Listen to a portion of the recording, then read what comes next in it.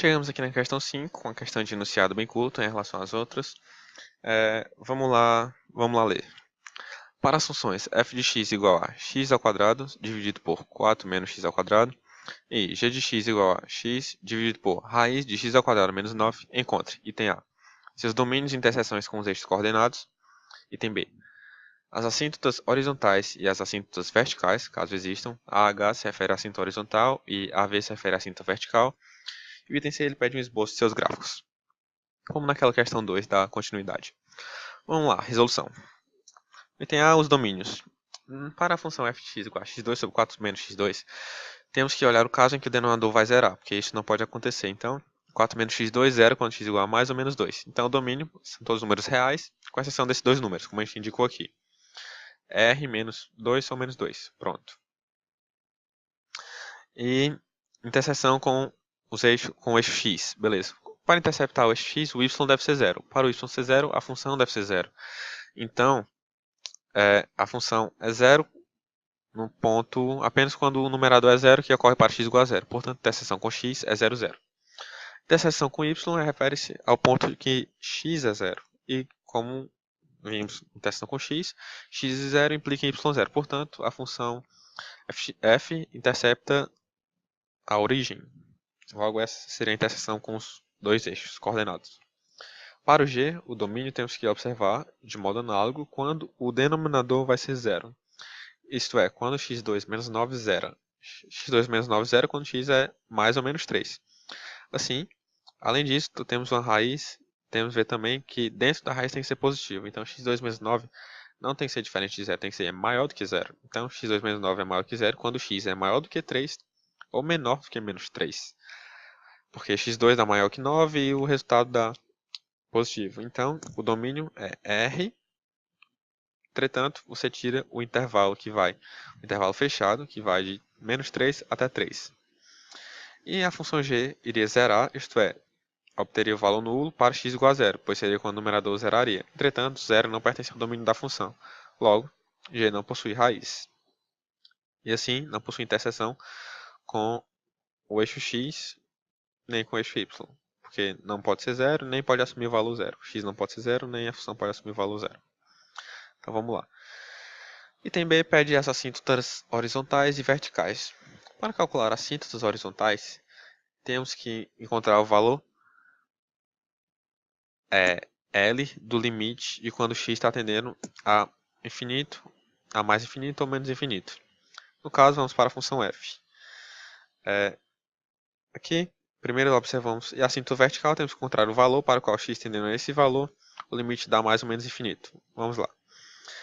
Primeiro calculamos a assíntota vertical. Veja que, como a função f, o denominador zera em x igual a mais ou menos 2, então, para x tendendo a 2 pela direita, o limite dá menos infinito. Por que menos infinito? Bom, quando x tendendo a 2, isso aqui vai zerar, denominador zera, então a função explode para infinito. Agora, por que menos infinito?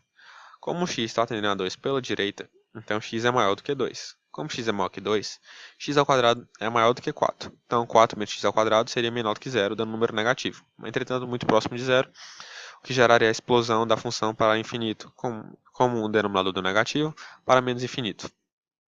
Portanto, menos infinito. Assim, assíntota vertical, x igual a 2. Show. No caso, menos 2, de modo análogo, tendendo a menos 2 pela direita, o limite dá menos infinito, que é modo análogo. Ok, então assíntota vertical, x igual a menos 2. Vamos passar para o próximo slide. Ok, agora queremos ver as assíntotas horizontais. Isto é, vamos olhar o caso que x está tendendo a mais ou menos infinito. Show. Com x tendendo a mais infinito, a gente tem essa regrinha aqui. Como o numerador e o denominador possuem o mesmo grau, o limite vai ser definido pela razão dos coeficientes líderes, isto é, os coeficientes do termo de maior grau. No caso, o numerador é 1 e o denominador é menos 1. Portanto, o limite daria essa razão que dá menos 1, como a gente vê aqui. Mas por quê? Temos que explicar. Bom, porque no numerador tem só x ao quadrado, então a gente deixa ele quietinho aí. No denominador tem 4 menos x ao quadrado. Então a gente botar o menos x ao quadrado em evidência e dá 4, menos 4 sobre x ao quadrado mais 1, beleza? Correto.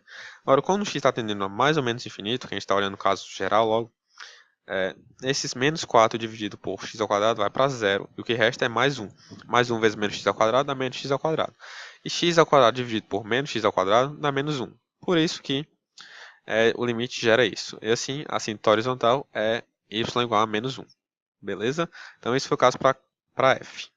Como a gente já encontrou a assíntota horizontal e vertical, dá para a gente esboçar um gráfico. A gente não calcula aqui nem a primeira derivada para encontrar os pontos de máximo e mínimo, caso tenham, nem a segunda derivada para ver os pontos de inflexão, caso tenham. A gente só vai fazer um esboço com base nas assíntotas. E na cara da função. Esse seria o gráfico da função f. No caso aqui, no eixo horizontal, o eixo x, do x, e aqui o y, no caso a gente botou f de x. As assíntotas verticais, como a gente calculou, 2, aqui, x igual a 2, a reta, e aqui a reta x igual a menos 2. Como a gente vê, a função vai para mais infinito, aqui pela esquerda do 2, e pelo direito, como a gente calculou, vai para menos infinito. Análogo aqui, pois é uma função par, então elas têm simetria em relação ao eixo y, lembre-se disso, função par, simetria em relação ao eixo y, função ímpar, simetria em relação à origem. Pronto, esse é o esboço do gráfico da função f. Assíntota horizontal, que é y igual a menos 1, indo para quando x vai para infinito, menos infinito, isso exatamente. Agora vamos voltar e calcular as assíntotas da função g. Função g. De modo análogo, vamos começar pelas assíntotas verticais, isto é, vamos observar os casos em que o denominador zero e ver o comportamento da função. Tendendo a menos 3, a função vai para mais infinito. Vamos ver por quê. Vamos lá. Pronto. Aqui a gente botou tendendo a menos 3. No caso aqui eu coloquei menos 3, x tendendo a menos 3 pelo direito, sendo que a gente queria calcular tendendo a 3. Então, porque o de menos 3 estava aqui embaixo já. Então, vamos lá. Isso aqui é para x tendendo a 3 pela direita, esse mais aqui. Esqueçam esse menos aqui. X tendendo a 3 pela direita. Vamos voltar. A função é essa, g de x igual a x dividido por raiz de x2 menos 9. E vamos ver o que acontece quando x tende a 3 pela direita. X tendendo a 3 pela direita, x maior que 3. Então, x ao quadrado 3... Perdão. Tá certo. X tendendo a 3 pela direita, x maior que 3, então x ao quadrado maior que 9. Então x ao quadrado menos 9 maior que 0. Então esse aqui é um valor positivo. De fato tem que ser. Então, para isso aqui dar positivo, então por causa do domínio. Correto? Por causa da raiz. Então, isso aqui vai para 0 e aqui temos um valor positivo. Então essa função ela vai explodir para mais infinito, como a gente encontrou aqui. X tendendo a 3 pela direita, o limite mais infinito. Esqueçam esse menos. X tendendo a 3 pela direita, então a assíntota vertical x igual a 3. Agora vamos observar o caso em que x está tendendo a menos 3 pela esquerda. Não pode tender a menos 3 pela direita, pois o domínio da função se restringe a valores menores que menos 3 e maiores do que 3. Por isso tem que ser pela esquerda. Bom, x tendendo a menos 3 pela esquerda, vamos observar aqui. X tendendo a menos 3 pela esquerda, temos que, em módulo, x é maior do que menos 3. Beleza, então ao elevar ao quadrado, x ao quadrado seria maior do que 9, que é menos 3 ao quadrado. Então, esse valor aqui também dá positivo pela raiz, tá beleza, mas o x é negativo. Então, o denominador vai para zero e a função vai explodir. Explodir para quanto? Para menos infinito, por causa desse valor negativo no numerador, beleza? Então, a gente encontrou as assíntotas verticais, no caso, x igual a 3 e x igual a menos 3. Agora vamos às assíntotas horizontais. Lembrando, a assíntota vertical é o limite, que tem que ser mais ou menos infinito, e a assíntota horizontal, o x tem que estar tendendo a mais ou menos infinito, beleza? Vamos lá. Para x tendendo a mais infinito, a gente segue o mesmo raciocínio da questão anterior, de colocar o maior termo em evidência. No caso, temos lá, limite da função quando x tende a mais infinito. Repetimos o x no numerador e temos isso. Por que queremos deixar nesse formato? Bom, repare que é a mesma coisa, que módulo de x é a raiz de x ao quadrado. Lembre-se, a definição de módulo de x é a raiz de x ao quadrado.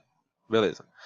Então, podemos trocar módulo de x por raiz de x ao quadrado e teríamos o produto de duas raízes. Então, o x ao quadrado estaria multiplicando o que estaria dentro da outra raiz. Então, seria x ao quadrado menos 9 sobre x ao quadrado, que cancelaria o x ao quadrado e ficaria x ao quadrado menos 9, que é o que tem na função. Beleza. Mas por que quisemos deixar nesse formato? Para manter o raciocínio do item anterior, isto é, colocar uma coisa indo para zero. Como x está indo para infinito, esse termo aqui, que está indicado pelo mouse, vai para zero. O que resta dentro da raiz é 1. Então o limite restaria seria x sobre o módulo de x. Como x é positivo, porque está indo para mais infinito, o módulo de x dá igual a x. Então fica o limite de x sobre x, que dá 1, e o resultado dá 1, como a gente encontrou aqui. No caso, quando x está indo para menos infinito, O raciocínio é o mesmo e o módulo de x é menos x, pois x é negativo e o resultado dá menos 1. Beleza? A gente segue com o raciocínio. Enquanto não, a gente encontrou a assinto horizontal y igual a 1 e a assinto horizontal y igual a menos 1. E a partir disso, podemos plotar o gráfico de g, com as assintos que encontramos, que é o gráfico de f, que a gente já tinha mostrado, que é o gráfico de g. Como calculamos antes, domínio para x maior que 3, como a gente está indicando aqui, só daqui para cá, e menor que menos 3, só daqui para cá.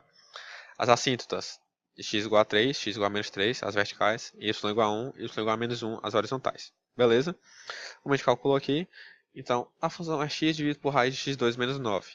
Então, a raiz de x2 menos 9 é menor do que x. Então, isso aqui é um valor maior do que 1. Por isso, a assíntota ele só vai encontrar 1 no infinito. Por isso que tem esse formato. E como é uma função ímpar, como eu havia dito antes, tem simetria em relação à origem. O gráfico é só um esboço, então não está tudo ok. Não tá exatamente, essa curva aqui não está exatamente como deve ser originalmente, mas só um esboço, então está tudo ok.